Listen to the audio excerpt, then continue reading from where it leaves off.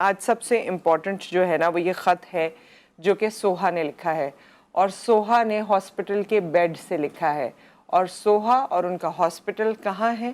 غزہ میں۔ غزہ کی جو بمباری ہوئی ہے، غزہ میں جو حالات ہوئے ہیں، اس کے بعد سوہا کے ساتھ کیا کیا گزری ہے وہ میں آپ کو بتاؤں گی۔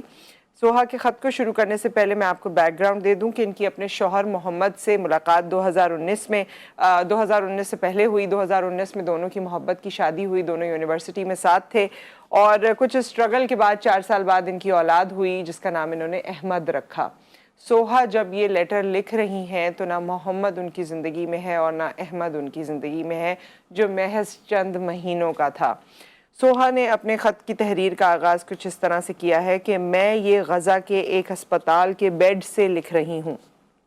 میرے شوہر اور بیٹے کو اسرائیلی فضائی حملے میں مرے ہوئے تقریباً 2 ماہ ہو چکے ہیں، اور میں بھی تقریباً مر چکی ہوں۔ ان کا کہنا تھا کہ میں روز احمد کی تصویریں لیتی اور اسے بڑا ہوتا دیکھ رہی تھی۔ میں نے سب تصور کیا ہوا تھا کہ کیسے احمد اسکول جاتا ہے اور پھر کالج جائے گا۔ میں نے ذہن میں سوچ رکھا تھا کہ احمد ڈاکٹر انجینئر میں سے کچھ بنے گا۔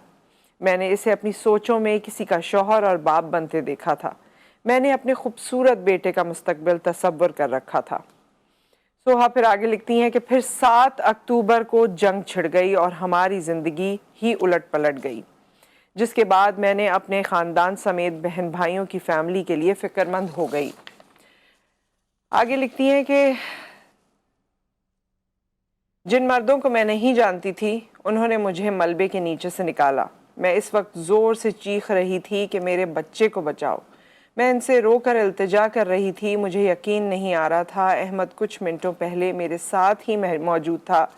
جب میں نے اس حملے سے قبل احمد کو سلایا تو میں نہیں جانتی تھی کہ یہ آخری بوسہ ہے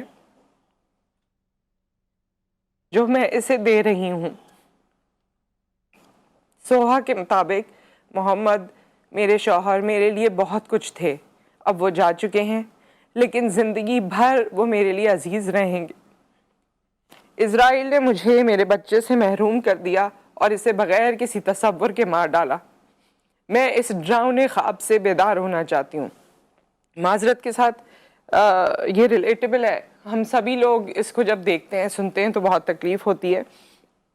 سوہا کا کہنا ہے کہ غزہ کے تمام لوگوں خصوصاً خواتین کے ساتھ مل کر میں اس قتل عام کے خاتمے کی خواہش مند ہوں۔ ہمیں اپنے زخموں کو مندمل کرنے کے قابل ہونے کی ضرورت ہے۔ غزہ میں جو جس طرح کی درندگی ہوئی ہے، مطلب یہ تو ایک کہانی ہے، ایسی بہت ساری کہانیاں آپ نے سوشل میڈیا پر سنی ہوں گی، پڑھی ہوں گی، دیکھی ہوں گی، میں بھی تقریباً روز ہی دیکھ رہی ہوتی ہوں۔ لیکن کس کس دور سے انسان گزر رہا ہے اور کیا کیا حالات وہاں پر ہو رہے ہیں، لیکن اس کے باوجود دنیا جو ہے وہ خاموش ہے۔ کوئی مسلمان، عیسائی، باقی مذہب کچھ بھی نہیں ہے اس میں صرف انسانوں کی بات ہے، اس میں صرف بچوں کی بات ہے، لیکن پھر بھی حالات آپ کے سامنے۔ ایک بریک یہاں پر آ گیا ہے، بریک کے بعد حاضر ہوتے ہیں۔